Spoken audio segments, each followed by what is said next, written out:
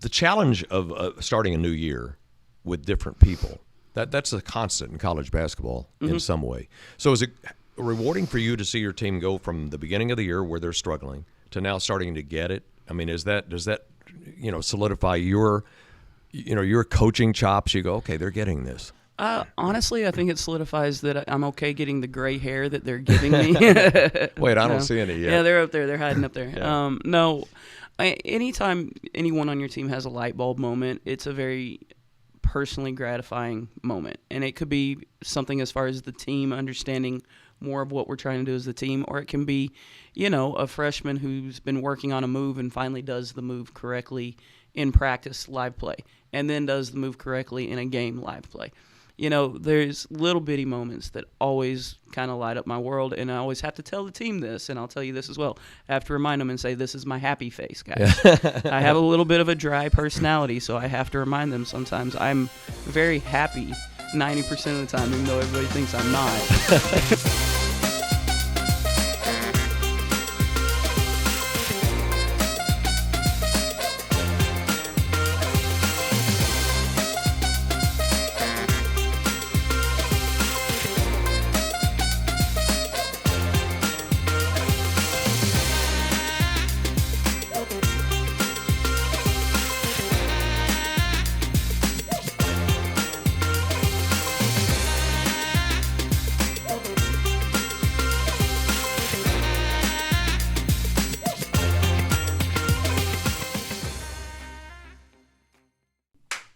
Hey, everybody. Welcome back to TED Talk. We haven't been around for a while with the holiday break and everything, but we are back. School is back in session.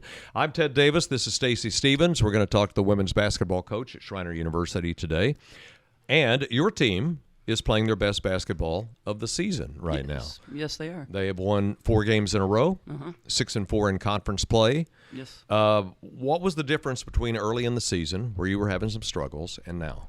Honestly, I think the issue has been the same one throughout the year. That this is a very talented team when they play together. It's just taken us a little longer than we would like for us to work all the kinks out. At the beginning of the year, we had Nariah Buggs still coming off of an injury from last year. We had a couple other players who were in and out. And I think I counted up about this. After the Christmas break, I had maybe 15 practices with the entire top 8. In the practice. So it's just a little bit of a timing thing and them really getting that chemistry and working together. And truthfully, even though we've had these setbacks earlier in the season, is them believing that they are a really good team as well. But they're doing everything I'm asking them to do right now. They're really buying in, and they're really giving 120% on the court. Not that they ever didn't, honestly, this whole season, even on games that weren't pretty, they were giving 120. So it's just really about them just consistently moving that needle just a little bit more every day, a little bit more every day. In a way, you had to start over this year, didn't you? Because you lost 4 starters off last year's team, in effect. 2 graduated, 1 transferred. You had a health issue with another one. Correct. And DeMario Miles was the only starter coming back. So did you feel like you were starting from scratch? I know it would be a little bit different because the 2 seniors graduating we were ready for, and that would have been okay, but we weren't expecting Peralta to leave mid to late July when she did for academic reasons. Yeah. And we definitely weren't expecting Drea to have health concerns. So we went from we're expecting 3 starters back and people ready to step into those spots to, hey, now we got to find 4 starters. And like I said, it's just taking a little bit of time, a little bit of trial and error, a little bit of them figuring out some stuff as well, because when you lose pieces like that, when you lose players like Joss, Gabby, and Kayla from the year before that were such dominant personalities and truthfully really good leaders, they were out there and every day they were working hard and they did what they were supposed to do. And you saw them in the gym and you saw them doing all this stuff.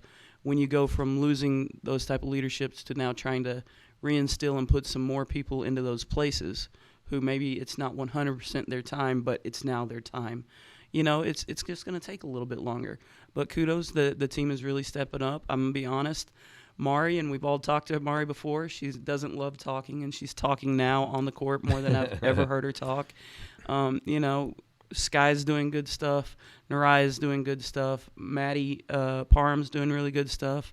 You start hearing Tiana Murray talking a lot in practice, and she brings a lot, especially coming off the bench. finding that little groove for her has been really impactful. You can even on occasion hear Bree Sosa talking, which her and Mari are very similar in that we don't really talk that much category. But, it's been really fun watching them all develop and grow into these different roles. You've been winning games, and Demaria Miles hasn't had huge games. For a while there, if she didn't score 20 points, you didn't have a chance to win probably. Mm-hmm. So when she doesn't score 20, you're still winning. Is that a good sign in terms of team effort? Oh, that's a great sign as far as team effort. I mean, we all know, and everybody in the conference knows, you better guard Mari, or Mari could light you up for 30 or 40. Yeah.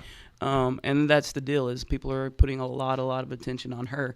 So the fact that we now have other people standing up and saying, okay, that's fine. Mari won't take that shot. Y'all are not letting Mari take that shot. I'll take that shot. And eventually teams are going to have to decide, who do we guard, who do we not guard, or do we start guarding everybody a little bit more straight up? And when that happens, then it's going to be multiple people having those really good nights.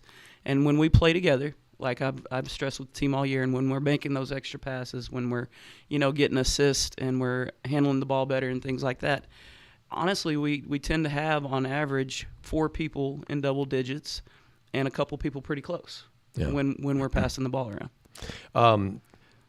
The challenge of starting a new year with different people, that's a constant in college basketball in some way. So is it rewarding for you to see your team go from the beginning of the year where they're struggling to now starting to get it? I mean, does that solidify your coaching chops? You go, okay, they're getting this. Honestly, I think it solidifies that I'm okay getting the gray hair that they're giving me. Wait, I don't see any yet. Yeah, they're up there. They're hiding up there. Yeah. No, anytime anyone on your team has a light bulb moment, it's a very personally gratifying moment. And it could be something as far as the team understanding more of what we're trying to do as a team, or it can be, a freshman who's been working on a move and finally does the move correctly in practice live play, and then does the move correctly in a game live play. There's little bitty moments that always kind of light up my world, and I always have to tell the team this, and I'll tell you this as well. I have to remind them and say, this is my happy face, guys. I have a little bit of a dry personality, so I have to remind them sometimes I'm very happy 90% of the time, even though everybody thinks I'm not. But, anytime the team is making a step in a progress way, I'm okay. I honestly, and I truly mean this when I tell people, when I recruit people here, I tell them I want to see your kid graduate. Mm-hmm. I want to win some games, hopefully eventually win some championships. Okay, but if I'm putting graduation pictures up on the wall, and if my team is growing day in and day out and growing from the beginning of the season to the end of the season, then I am doing my job.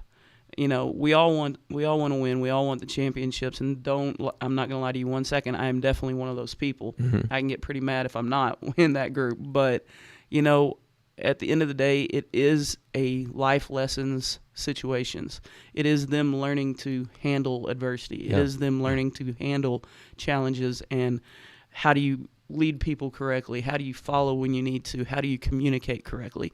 So, like I say, as long as my team is growing, I'm normally actually pretty happy. I just have to remind people this is my happy face. I'm not winning. When you're winning, winning is not easy. But when you're winning, things are easy.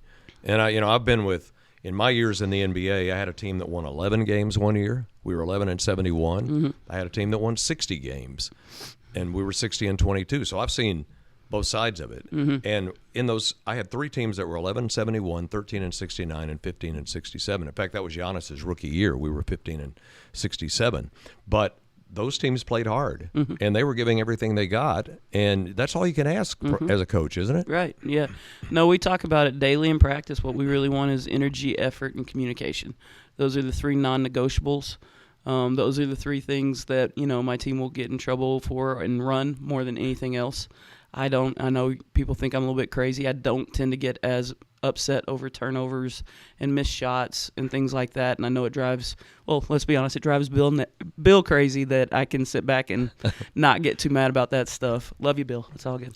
Anyway, but the truth of it is, you're going to miss shots. You're going to mess up. Yeah. If we have energy, effort, and communication, then we should be able to fix the issue. At some point in time, it comes always, and every game will come down to, did you bring the energy in the gym? Do you have effort the whole time you're out there? And are you communicating with your teammates? Are the 5 people on the court on the same page? And one of the fun things that I do in our program, I don't know if you've noticed this or not, but if I hear my point guard call a play first, I echo them. It goes back and forth. Now, sometimes I'm jumping up and down like run a play, run a play, run a play. There's a reason I'm doing that, and it's because I know that they need to run a certain play or something like that. But if we're just running up the floor and the point guard calls a play and they call it first, I echo them. I don't go around trying to change their plays. In our practice, I rarely call plays. I really am trying to the best I can to teach my team how to just play basketball.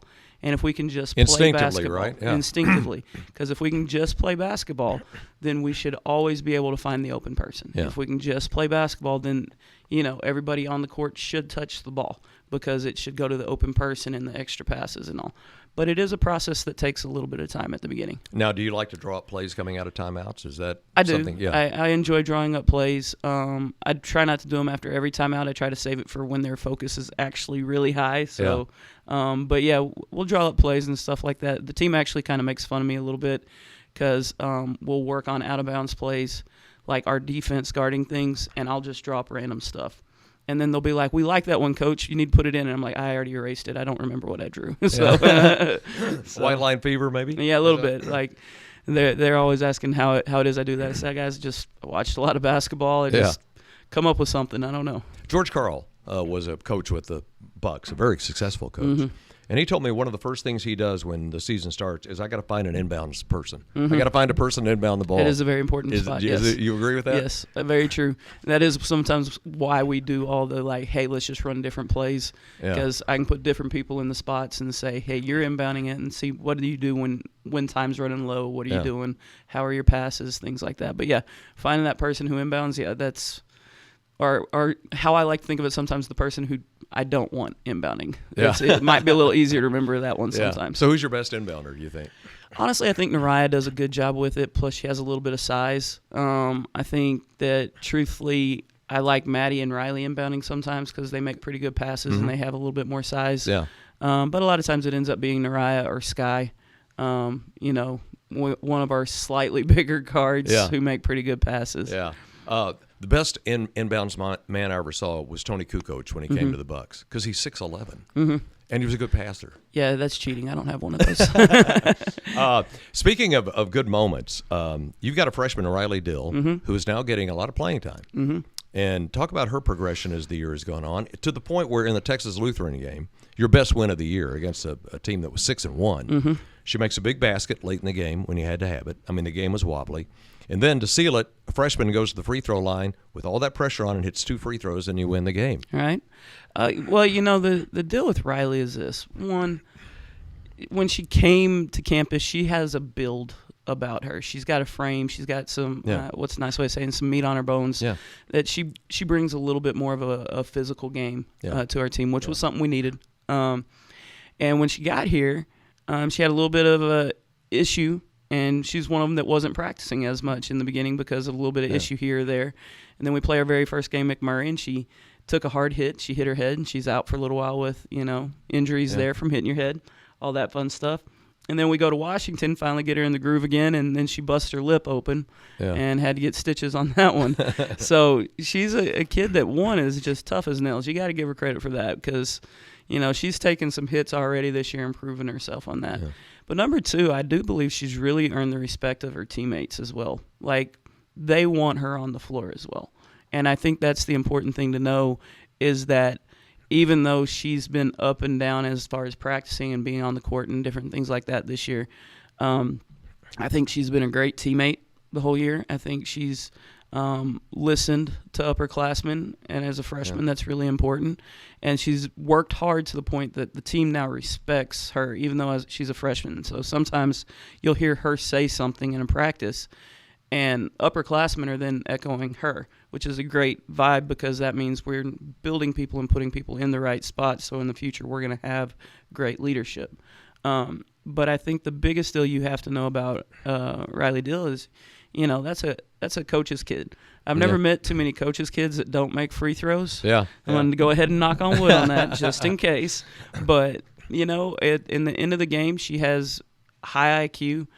She understands what's going on in those situations. She communicates very well, especially for a freshman. And like I said, I have a lot of faith in her, and I think the team has a lot of faith in her. But she has earned every second of that play time because the team really does, in my opinion. They, when you throw two captains out there and you say pick teams, I want to see different groups. I want to see different matchups. When a freshman is always one of the top 5 grabbed, that means they know and they respect that type of situation. So. Yeah. I used to do that in pickup games. I would pick the guy that guarded me closest to be on my team. Yeah. I wanted him not to guard me. Yeah. No, I always enjoy putting them out there and just seeing because I do think sometimes as coaches we get a little, tunnel vision on certain groups or things like that. Sometimes by throwing it out there and letting them pick their teams, you see groups that you're like, hey, I would have never thought of that group. Yeah. And with us having a small post player selection really anyway, and we have guards in the 4, it's interesting to see that. I looked up your career at Texas, your stats. You were a double-double machine at Texas. I was all right. You was were all right back in the day. Teams leading scorer, teams leading rebounder a couple of times. One thing I noticed, though, you were not today they want the stretch 4, the stretch 5. You took 1 3-pointer in your career. Yeah, it was the last second shot. Was it? It was the last second shot. No, it was somebody had to shoot it and it was in my hands. I think it was close. I think I hit the rim, but no. No, when I started playing, there was definitely not really the conversation of a stretch 4.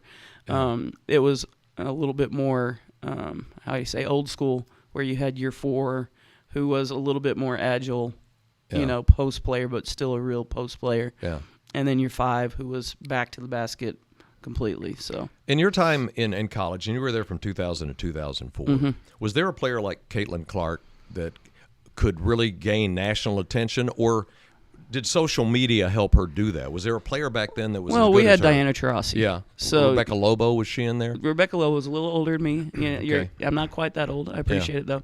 I did get a Rebecca Lobo Barbie when I was 13 or 14. Did you? Okay. Yeah. Well, you got Diana Taurasi was... Yes. Me and actually Taurasi were the same age. So I had the fun pleasure of playing against her in AAU and college and all that fun stuff, which I got to say this about Taurasi. I always do. She's a very interesting person, as in the fact that if you are her teammate at the moment, she would pretty much bulldoze through anyone else for you when you're her teammate. Yeah.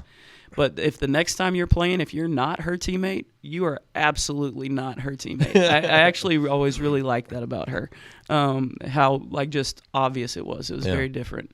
But we had Taurasi, and she could do some amazing stuff. Yeah. I do think if there was the social media that we have now with Taurasi, I think that our game would grow faster, and you would probably know more about the players in my area a little bit more. You would know more about the Elena Beards. You would know more about Cappy Poindexter. Even like Gia Perkins, who played at Texas Tech, or even on top of that, you got Heather Schreiber, who was at Texas with me at the time, who is a 6'3" left-handed shooter, and she could get to the basket, could post up, and she had a really nice shot as well. Yeah. She's over 1,000 points at Texas as well. I mean, there was a lot of honestly really good scorers in that generation of players. But I do think the lack of social media means you don't know as much about them. Right. Cheryl Swoops today would be as big as Caitlin Clark is. Yes. Yeah. Yeah. Yeah. No, but Cheryl Swoops still older than me too. You see, I'm in that weird generation. Yeah. I'm in the we weren't at that very first part when it was kind of insanely crazy. Yeah. We were at the tail end part of, the very, very beginning of social media picking up and doing stuff. Like, I always think it's funny because, like, the people who played, and this is kind of true, there's little bits of truth in this. Let me put it this way. The people who played way before, because it was all VHS and all that stuff, all their games were documented, and, here they are, right? My generation, because we had gone to DVD, and they were like, we're going to put it on computers. I don't have a lot of my games from when I played in college or high school because nobody has the technology to switch it over or really said, hey, let's make a log of these games or whatever, because everybody was in that era of it'll be on a computer soon, but it just never got to the computer. So pull your water bottle up here. Oh my gosh. Baby Yoda. Baby Yoda. See, we are both fans of the Mandalorian. Yes. So that's where Baby Yoda came from. Yes. Was Baby Yoda not the cutest thing? It was very cute. I was very concerned how old it was, though, at the age thing, though. So, because 50 years old when it's a little baby, I'm like, man. Yeah. But it makes sense how Yoda didn't age that much in That's Star right. Wars. So, and you're a big Star Wars fan. I'm a big Star Wars fan, big Star Trek fan. I like Star Wars a little bit more, but actually what the team makes fun of me the most is I am the biggest Harry Potter fan. Oh, okay. So am I. Okay. Yeah, I'm a huge Harry Potter fan. I read all the books. I've seen all the movies. I've seen all the movies multiple times. We call it a Harry Potter weekend. If it's on, I just put it on. Oh, yeah, if it's on TV, it's getting watched again. Yes, because you pick up things that you didn't see before every time. All right, so I'm going to ask you this. Who is your favorite character? I have like top 3 my favorite characters in Harry Potter. Well, I mean, the obvious one, everybody likes Harry, but I'm honestly not a huge Harry fan. I think he's a little bit of a butthead on occasion. So is Ron, by the way. I like Ron a lot, though. I like his humor. Yeah. Ron is one of my favorites. Yeah. I love Luna Lovegood is one of my favorites, and I love Neville. Okay. Snape is my favorite character because Snape was so multi-layered. You didn't know what he was. Did he like Harry? Did he not like Harry? Was he working with Voldemort? Was he working with Dumbledore? He was like a double agent. And he never could let people know what he really was, you know? He just had so many layers, so I loved him. Luna, who was weird but wise, and then Neville Longbottom, who was just kind of a klutz when the movie began, and he all along he kind of saved the day. Somehow, and then by the end, he kills the snake in the final Horcrux, and that's it. Well, in like every book, he actually has a very key point of Gryffindor and Harry and them being successful. Neville's very underrated, but and have you seen what he grew into? He grew into a really good-looking guy. From the movies, yes. I was kind of shocked to see that. He was like a nerdy kid, and now he's like lie. this good-looking guy. Okay, well, there. Hey, we've talked Harry Potter and there you basketball. Yeah. Stacy, thanks. Definitely, it was fun. Good luck the rest of the way. I'll look forward to watching your team play when you come back home. I appreciate it. Well, I just wanted to say one more thing before I ran off about the team, just so you guys know. Excuse me there. But I just wanted to make sure everybody knows that this team from day one, even though, like you said, we haven't had that great success from the get-go, this team has stuck together and fought hard and put up with everything I put them through in practice, and they keep getting better. If they keep going on this path, I mean, it's really sky's the limit for this team. Well, that's all a coach can ask, right? I know, right? I'm excited about it. All right, Stacy Stephens, basketball coach at Schreiner. I'm Ted Davis. See you next time on Sit Down with Ted.